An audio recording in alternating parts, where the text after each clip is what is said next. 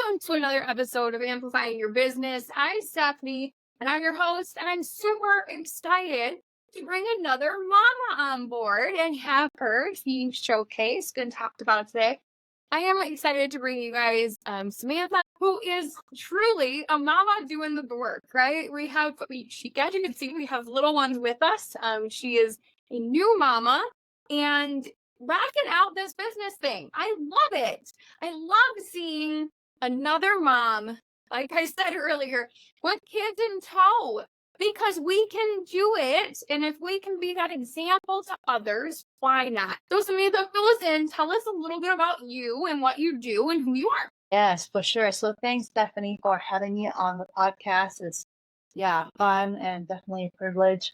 So I am a holistic career and mindset coach, and I specifically help women to find and build a meaningful career while thriving in their personal life.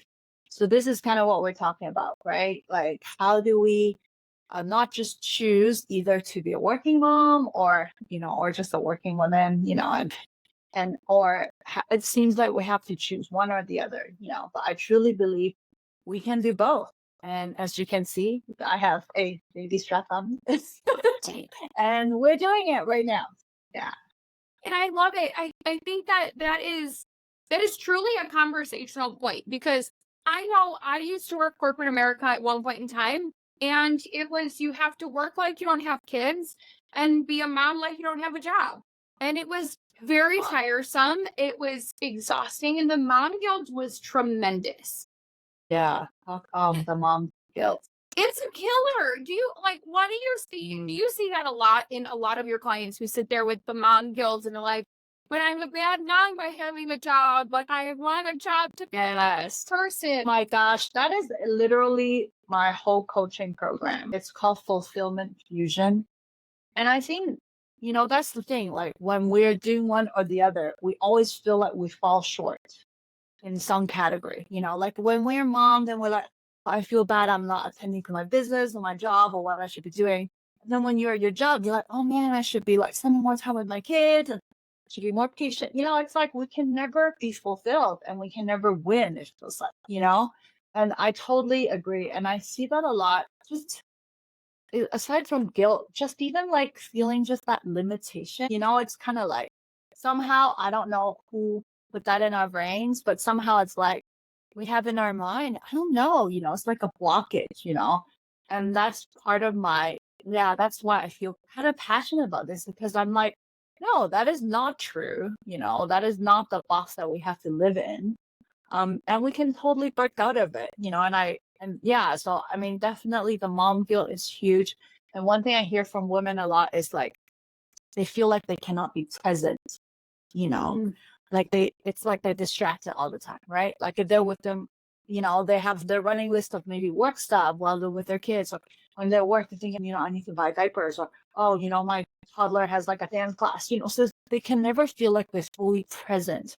And I think that's what's eating at us on the inside. It's like we feel like we're trying to, keep up with all these balls, but at the same time, we're not even enjoying like the moments that we get, either way, whether it's work. And I think that plays a huge part in feeling fulfilled and feeling like we're alive and doing what we're supposed to do. Yeah, absolutely. How do you think, though? Because I have learned techniques by trial and error on how to combat that thought process of being able to go, okay, I can be in my business and still be a great mom, or I can be a mom and put down my business, like fully and completely put down my business and be present with my kids and my husband. What are some tips that like you would say or give? Because I'll share mine too. Of how to handle that. As that working person. No, that's really good. I mean, I think definitely there's a lot of practical things, right? Like kind of some scheduling things, some mindfulness things. But personally, I think a huge thing that I work through with my clients is I think it comes from our core and our value and belief in who we really are, kind of our identity. And I think part of it is I think many of us struggle with feeling not enough. I mean, that's something that's thrown around a lot. I know it sounds cliche, but I think that is something that I think women in general, myself included, had to walk through a long journey of that. And just self-worth and feeling like, okay, I can do this, and obviously these struggles come in different forms for each person, right? So I really feel like a very foundational issue is just kind of really knowing, okay, like for me personally, we tried homeschooling for a couple of years, besides because the pandemic forced us, and when we kind of transitioned into schooling, there was kind of part of that mom guilt of like, well, you should be able to do this, like you should be able to homeschool and run a business and do X, Y, L, C, else that you're doing. And I just had to really kind of dial down and be like, okay, who am I? Like, is this something that I feel passionate about? Am I even good at this? Like, am I even gifted at this? Like, I mean, I've taught someone in the past, but I don't necessarily feel like really like gifted as a teacher or like I'm called to be a teacher, And so I kind of had to dial down to who I really was and was like, what is who I really am, my passions or my capacity and things like that. And be like, okay, I just have to accept like this is just not me. This is not essentially the core of who I am. Like, my hats off to moms who laminate all their stuff and have like 10 activities done plus running a business, like hats off to you. Like, I totally respect and admire you. But I'm just not, that's not the core of who I am. So I really do feel like that's really important for women, just that identity and the core of like, okay, realizing this is, who you are, who I am, we're gonna look different, and I think that brings it to, the second point, which I think is really important working through my client is have a mindset, but just really like staying in our own lane, like not feeling like, okay, well, my friend here, she has like 5 businesses and here I'm just trying to run one and feeling like, oh, I should do more or yeah. So that's kind of something that I really feel passionate about, just kind of starting from the core and kind of the holistic side of like, okay, it's practical, mindset, but a lot of it is kind of also our values and our identity, Yeah. Yeah. I think that is a huge thing is understanding who are you? What are you called to do? Some of us are called to run businesses. Some of us are not. Some are going to be the Pinterest mom and their house is going to look great and it's going to be wonderful. Love that for them. I am not one of them. I am a mom. How do you feel about if they all are like, I don't know, functioning and not killing each other? Like, I mean, some days your house is going to work and other days it's just going to be where mom has to be mom more than mom. Yes. The manager hat on and the business owner hat on. What it comes down to is understanding that there's a person below the title of mom. There's a person below the title of wife, a person below the title of business owner, and you have to stand firm in who you are. So if you're not comfortable standing there going, well, I identify as just a mom, what happens when those kids walk out the front door?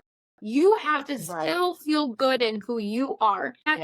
What I've learned, and I would love to hear if you see this in your clients too, is that by me stepping in to what I'm called to do and feeling more fulfilled and having my business and doing the things that make me happy, I actually become a better mom.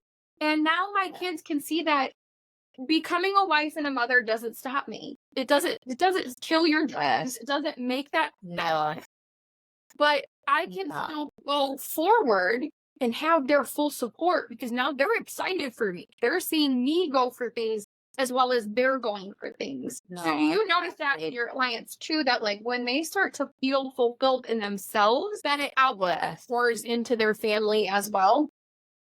Yeah, and I think part of it is, really like tapping into what gives you life, right? Like what is kind of like that's part of the fulfillment, right? Giving, like I know, not every task is, like washing dishes is not exactly, kind of happiness giving or life giving. Obviously, not every task in our business is the same, But I think in general, kind of going back to what you feel called to or who you are, I think there are certain things that kind of brings that spark out of you, And I think when that happens, I think in general, we just feel, I think just more who we are, walking in who we really are.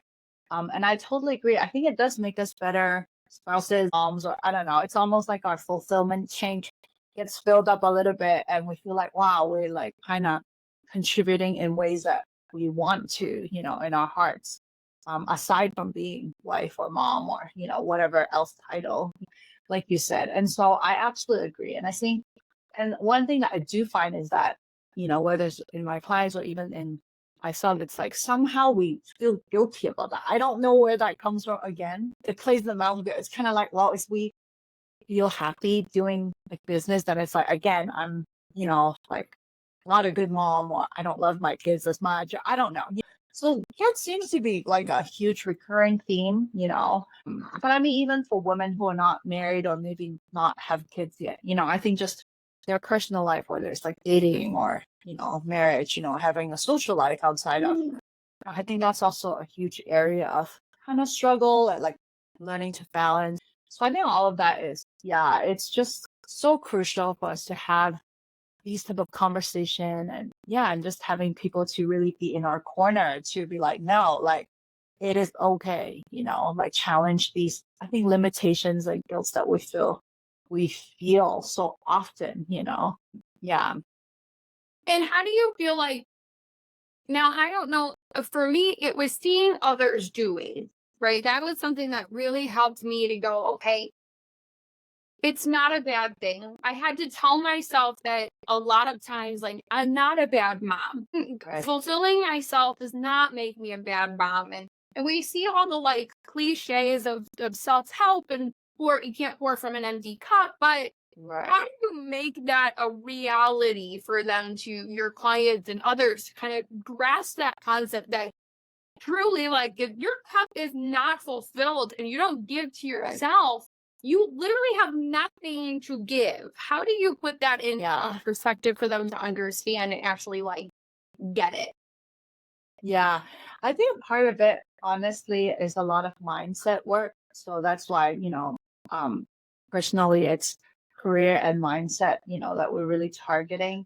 Because, you can change your schedule, however, to, even divide the time. So it's like, okay, I have so many hours I'm giving to my kids, or so many hours I'm doing my job or whatever, But at the end of the day, is really our perspective and how we think about it, because and some of these, people have probably heard of like how our feelings follow our mindsets, right? And kind of, the kind of neurology and the triggers and stuff.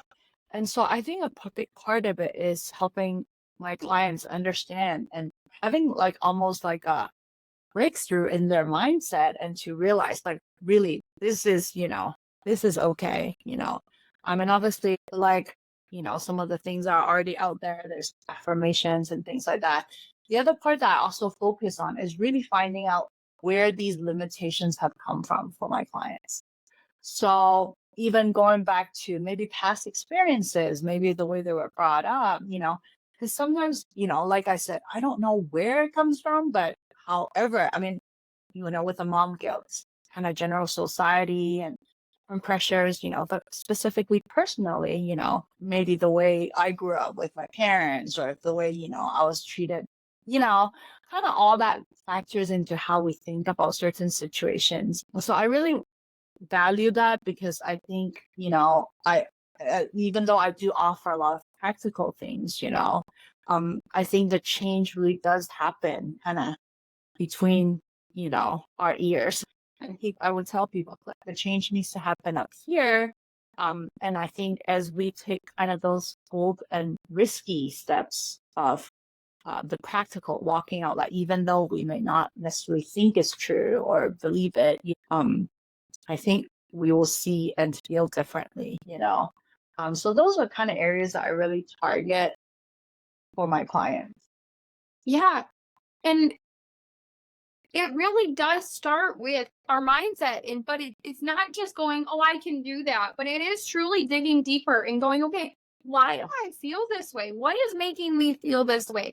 Is it a comment maybe my husband made, or like unknowingly? Right. Like, is it watching my mom continue to struggle as that working mom? And it's that now I just watched her struggle, feeling that difficulty between, and that pull between where she needs to be and where she wants to be. And you can see it. Is it an offering? Is it conversation? Is it something else that Right. could be playing into that? Because, our 5-year-old self saw our mom struggle at one point in time. And so now we feel like that's how we have to be. Yeah, totally. Then I'm the person who was like, well, then I sure don't want to show my 5-year-old that mom is. Like if it happens, really, what's to say it doesn't happen in the next generation? So what example am I setting for that? That's so good.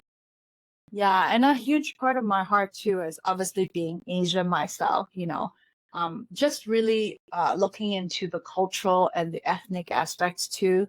And obviously I'm not just coaching Asian women or women of color, but that's something that I really take into account because there's a lot of social and cultural pressures that are different from each culture. And they can really be a huge roadblock for women, specifically gender roles and expectations of women. Um, from each culture is still different, of course. But those can be really, really huge. And, it sounds funny, but they can be actually quite hard to overcome, even though it can just be, within their family or from even relatives, people maybe they don't see that much. But that cultural kind of identity is actually, a huge part of what forms our values and kind of what we believe.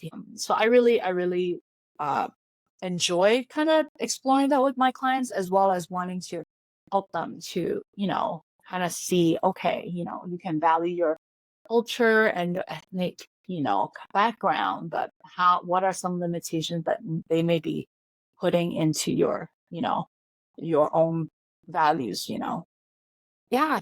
Yeah. And seeing those, like recognizing them, not just that, like it's there and it's present, but how it impacts you and what you're showing from it. Is huge. It's huge to recognize that as Sure. as a person going through it. You're going through it for reasons and don't ever figure out why. But what Yeah. is something that you or your thoughts maybe are a better question. What are your thoughts on the word balance? Because I know that everybody has this, like, we gotta find balance. And the word makes my skin crawl because I feel like we always feel like, well, it needs to be perfect. And more guilt gets put on it, more pressure gets put on it, and this word of balance comes with so much pressure. So what are your thoughts when somebody comes to you and maybe is like, I'm just trying to find a balance, or the balance comes up at all? I know. I love that question because actually, even as I was, kind of thinking through my coaching, kind of some of the wording, I really struggled actually with the word balance because actually I don't really believe in the word balance. I think what I believe more is it's not necessarily Eastern, I guess you can say thinking, but I really think of more as like instead because when we think of balance, we think of like a continuum, right? Like a bar chart, right? And then we have to divide the bar chart like, okay, we divide it in half or divide it into a third or however, right? Like that's how we achieve the balance. So it makes the whole bar chart or the whole pie chart, whatever. But really the way I think I want to think of it is really like layers of whole charts. So that's to me is what balance is. And which is why, my coaching program is called Fulfillment Fusion. Because I think what it is that I think the quote unquote balance comes from each part of us feeling whole, like a whole pie. Like, when you're a mom, you're not just getting 50% of yourself. It's not like you're chopping in half and you're like, well, this is my half side of the mom brain. And so here I am engaging with my kids with my mom brain and leaving my other half of the work brain, right? Like you're still engaging your whole self, right? Your mind, emotion, person, physically, being with them. And so I think this whole thing of balance for me, I think is really discovering how it can wholly be engaged in the different parts that we are called to do. And I think aside from being mom, wife, some of us could feel very strongly about certain causes or even hobbies and things that we like, right? And so sometimes we could still feel guilty about that, whether you're married or single, whatever. So I think really, to me, the work balance is not so much trying to cut out different pieces of the pie, but really discovering like, okay, where, like, what are these pies? Is it like in my mind? Is it my emotions? Is it the way, I engage, whatever it is, and really being able to bring them kind of all to the table as if you would like to say, whatever that I'm engaging in.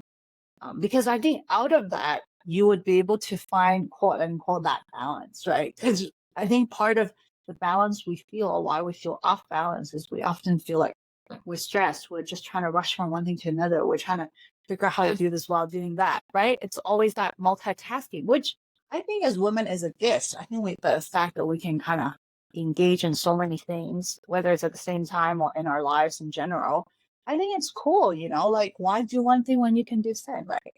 Like for reals. Like it's kind of fun sometimes to have variety, right? And so I think part of this finding the balance is really being able to find out with your pies whole and stacked, if that makes sense, instead of and I think that's more of like personally, I mean, I haven't checked out the whole history. I think that's more of an Eastern way of thinking, not necessarily segregating, your pie or your bar chart. That's kind of how I feel about the word balance.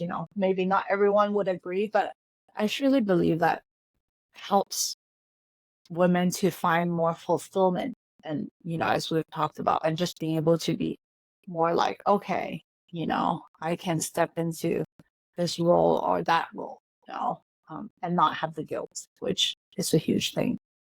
Which is so important. I think that when we can look at it in a different dynamic and not just be like, well, today I took my 48 or 24 hours of my day and I spent 15 with the kids, or I spent, instead of nickel and diming the hours that we spend with one thing or another, like you said, you're not going to interact with your kids with only half of you. You're going to give them all of you, because Yes. as much as we would not like to say it takes multiple parts of us to make all of us.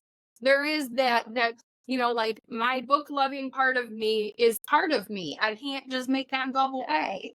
But I would get excited if we all decided to go to the bookstore later. It would be exciting. And especially if it comes up kids asking me to go, or having to go for work, right? Like it's not something that we can just segregate. And so we can look at it all in that sense of fluidity of balance is not just how did you spend your 24 hours, but looking at it as that layered pieces of fulfillment and enjoyment and all of that together, because that's what makes you who you are, and your business what it is, and you as a mom what it is, and all of that.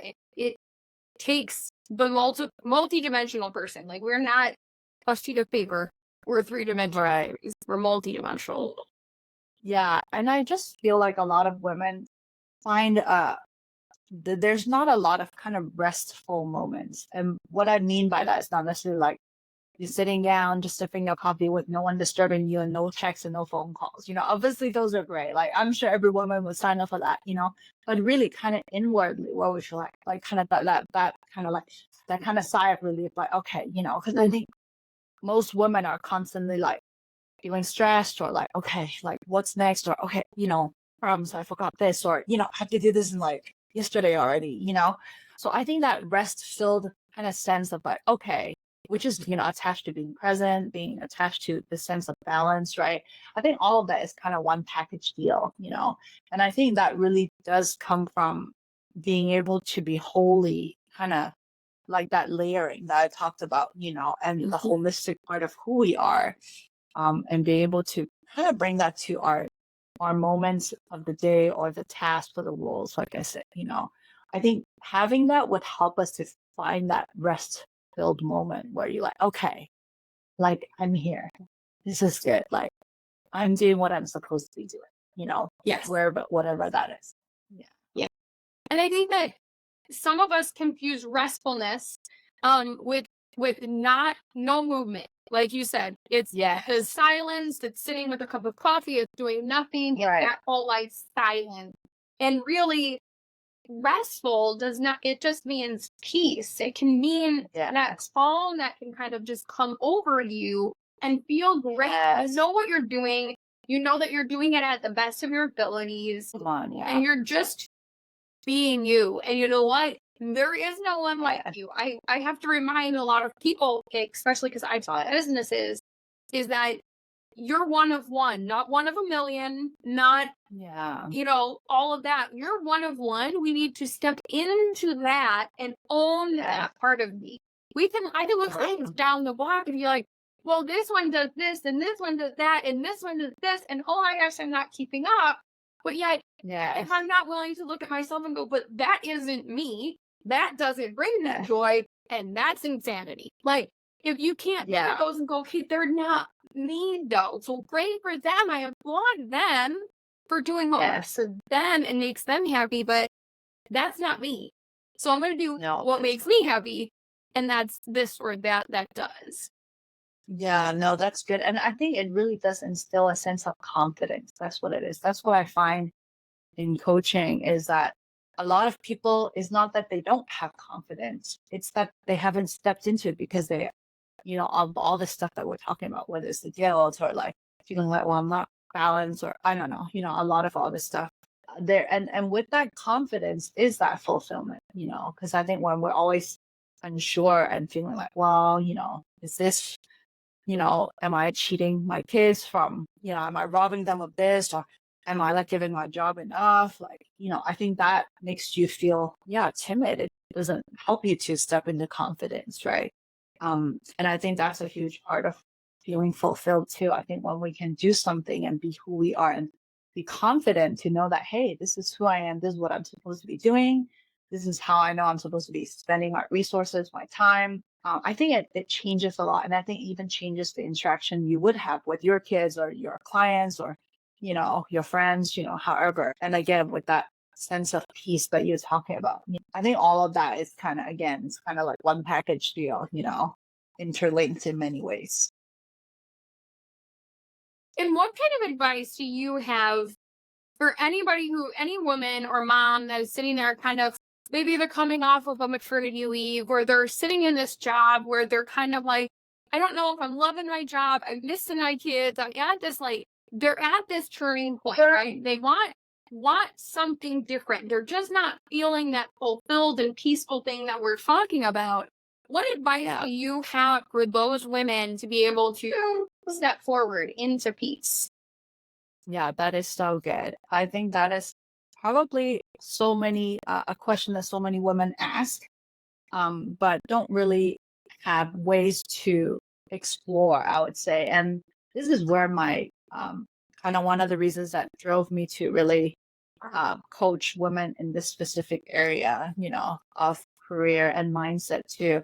I think number one is, I would say, is kind of give yourself a little bit of space to process and to explore, like I said, because oftentimes I think coming out of maternity leave, I mean, your hormones are going crazy anyway, but I think sometimes we just feel like this panic moment, almost like, okay, I gotta figure something out. I need to work out, there is time. I mean, aside from the fact that you are probably getting used to having a newborn, figure out a new normal schedule, probably haven't stepped that much. So I would say the number one, step number one is really give yourself some time, and kind of take that pressure off, like, okay, I need to figure out like by tomorrow, like what the game plan is, which personally, that's kind of how I roll.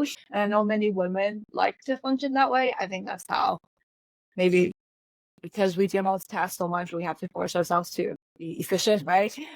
So I think taking that time to just be like, okay, I do have time to explore, maybe give yourself a timeline of like at least a month or two, And then I think the second part is kind of related to mindset. It's kind of like trying to figure out, okay, what is it that in my mind, my mindset, like, what is it that I feel unfulfilled about, or what is it that I really want? Because actually sometimes for women, what I find is when I've asked them, so what would you want to do? It's kind of like, well, I just want something with like more flexibility, or something where I can spend more time with my kids, which totally understandable, right? Like maybe they're going from one kid to two kids, or, whatever, right?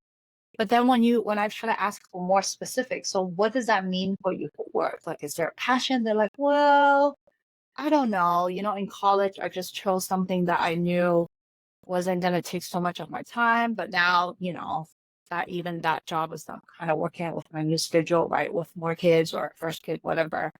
And so I think part of it is that even within ourselves, there's kind of mindset and roadblocks of not really knowing what we want or what is it that brings us fulfillment. And so I think that would be something that I would advise, for them to just even, yeah, write down, brainstorm, whatever. And maybe it changed, right? When they were in college, maybe they were really passionate about, I don't know, like art. And now that they're mom, they don't feel so passionate about art anymore. They feel passionate about something else, or so I think those things kind of change over time as well.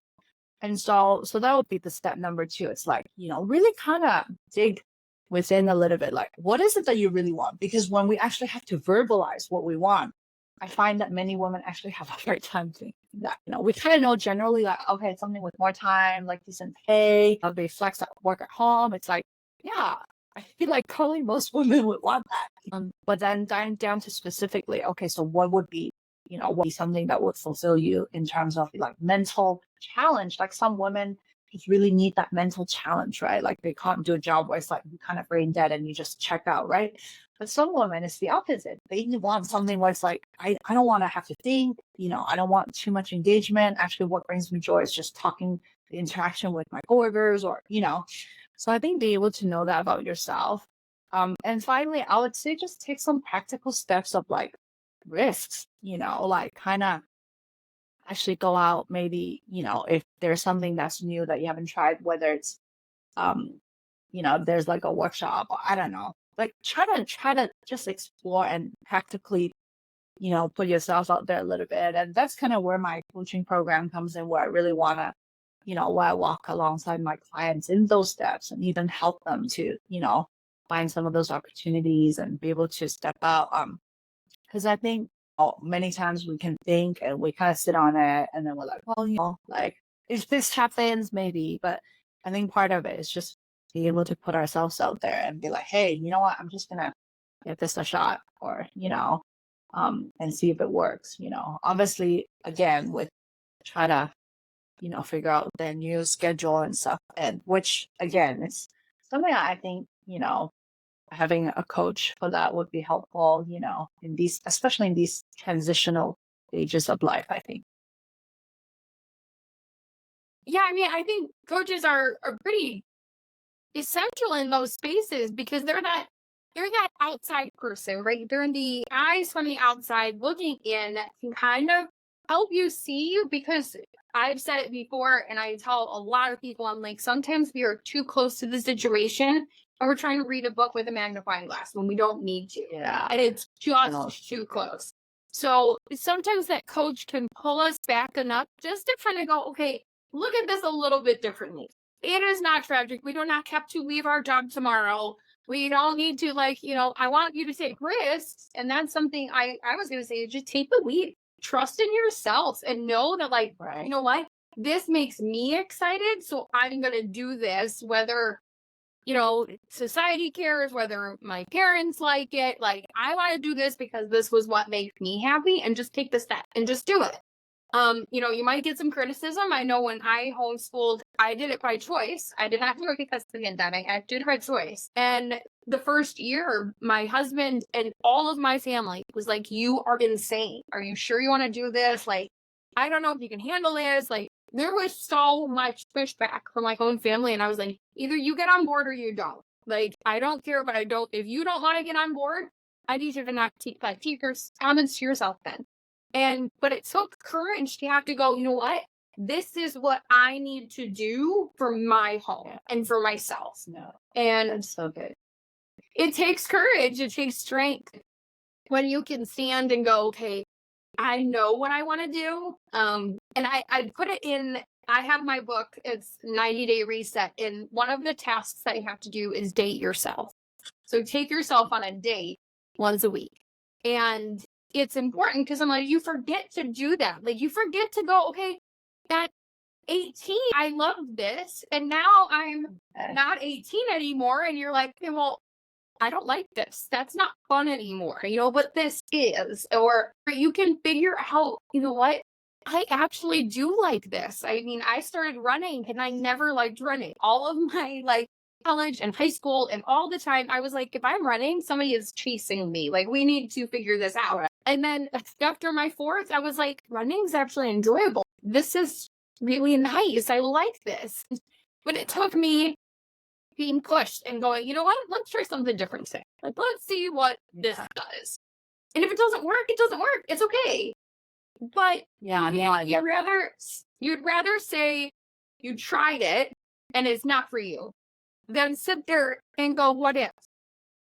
Yeah, no, I totally agree. And I think this is where having a coach is super helpful because I think it's like having someone in your corner, you're able to verbalize a lot of this. I think as women, probably most of us, I don't want to, generalize too much, but I think it's helpful for many of us as women to be able to verbalize some of this. And, hats off to our spouses. They listen to us a lot and they do a great job. But I think there are some areas I think, they may not totally understand or be able to kind of walk us through, the way that another woman can. And so I think having a coach in your corner, whether it's to cheer you on, to back you up in some of these kind of risks that you're taking, and then being able to kind of debrief with you essentially, kind of, and verbalize some of this. I think sometimes it's funny. I feel like sometimes when women are talking with each other, sometimes you state things out and even you don't realize it yourself that you feel certain way. I think that's the powerful part, I think, about community and relationships, which is why I'm a firm believer in that in my coaching practice, building that with my client, but as well as a community of kind of clients, later on, kind of in certain settings, like a retreat or something, I think it's tremendously helpful being able to hear each other, but also hear ourselves with each other. I think things come out. And it's really reflective. It's super encouraging, I think. And it can bring a lot of self-awareness, like you said, just kind of like, I didn't realize I don't like this anymore. It's like, hang on, like I didn't even know that until I was talking to you. I hear that a lot from women as well. So, And I think that's why a coach is helpful. Because especially when that you connect with. So I know that if I get another female in the room, I'm gonna talk for hours. Like, let's go. I'll talk all day long. And we will build a whole new empire. Like, got it. But now if I put a guy in the room, I start to doubt myself because of maybe it's my own societal things, because I've been in other, events where I have been looked down upon because I'm a mom. And you always feel like sometimes in certain careers you have to try and work 20 times harder because you're a female. So sometimes we gotta pay attention to okay, just finding any coach isn't right. We need to find the one that works for you, that's gonna be supportive, yet you can come and have conversation with, but it's still goes around I think you're going too close to the edge here. We need to take a step back, or we need to relook at this, or is going to be blunt enough, but out of a loving sense to want nothing but the best for you, and that you feel like you can go, okay, let me sit down and actually have these answers and questions and feel vulnerable enough to be like, okay, this is really what I want. Yeah. I know a lot of society thinks I'm crazy for it, or I'm getting kickback here, but this is really what I want. And to have somebody that you don't feel like you have to put a mask on or a charade on or be the macho woman. Like, it's okay to be not superwoman all the time. And that's what helpful having a coach. Yeah, I agree. And I know many of us have good friends and close friends, and maybe in our minds we're like, well, they're kind of like my coach. Not in that same sense, but I kind of have good friendships. And I think one thing that has helped, and I've seen, women respond to this, is that it sounds funny, but sometimes it's helpful to have a stranger as your coach, like someone you don't know. Because I think when you have someone who does know you quite well, even though in your mind you think, oh, they would be a great coach because they would totally be in my corner, in your mind, right? And they would, except they just have so much history. Sometimes they know so much that, it's actually harder for you to kind of find that forward movement, from them. And obviously not every best friend that you have is is ready to step into that encouragement. I think, whether it's for a season or, for even some initial exploration, I think coaches are really a great asset to any woman, just to help them to get a little bit of a blueprint and some input.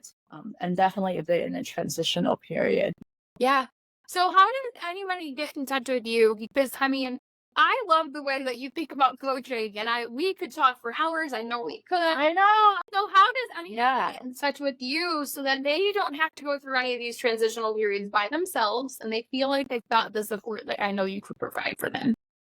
Yeah, so they can either email me, which is just career mindset coach at gmail.com. So that's pretty easy. Career mindset coach at gmail.com. I'm also on Instagram, which is just Coach Samantha Ling. They can find me there. And I have all my kind of initial call bookings and all that stuff there. And it's pretty easy to find where I am on through those two mediums. So yeah, I'd love to hear from anyone, or just if they want to follow me on Instagram, it's Coach Samantha Ling. And that way, they can get different tips that I post, but also just to track along. Maybe right now is not the season. Maybe they feel like, yeah, I feel pretty settled, but things change so much. Sometimes, your career can suddenly take a turn and you're like, well, I don't like this so much anymore, or, unexpectedly find the love of your life. And you're like, well, now I'm getting married and we're moving to this place. And, so there's just different seasons that you just would never know that you might need a coach. So yeah. So that's career mindset coach at gmail.com again. And Coach Samantha Ling, Ling, on Instagram. I love it. Well, make sure as listeners, go and follow Samantha, because I promise you, there's never a time that you don't need some of the information, whether it's just a pick me up, a reset, a mindset shift. You never know when you're going to need some of this stuff. So make sure that you've got Samantha in your corner and you're following along with her on her social media, or you get in touch with her if you are in that transition period, because you don't have to go through it alone. That is one thing I want, and I think we both want to make very clear, is that you do not have to go through this alone. You don't have to go through the transition or any of the experience by yourself. You can have a coach. You can have somebody in your corner that fully and completely supports you. So reach out to Samantha, follow along. But from me to you, Samantha, thank you so much for being on, for being that presence of a mama, making it happen, and taking the time today just to be here and to share your knowledge with us. I appreciate you so much. Oh, thanks, Stephanie. It's a joy to chat. Thanks so much for having me on the podcast. It's really refreshing, and it's just great to meet another friend and comrade. Yeah, I'm excited. Yeah, so thank you again for being here. And guys, we'll see you soon. So make sure you're following along on this podcast for new and exciting episodes and more amazing businesses that you're going to want to keep in touch with. So keep in touch, and we'll see you soon.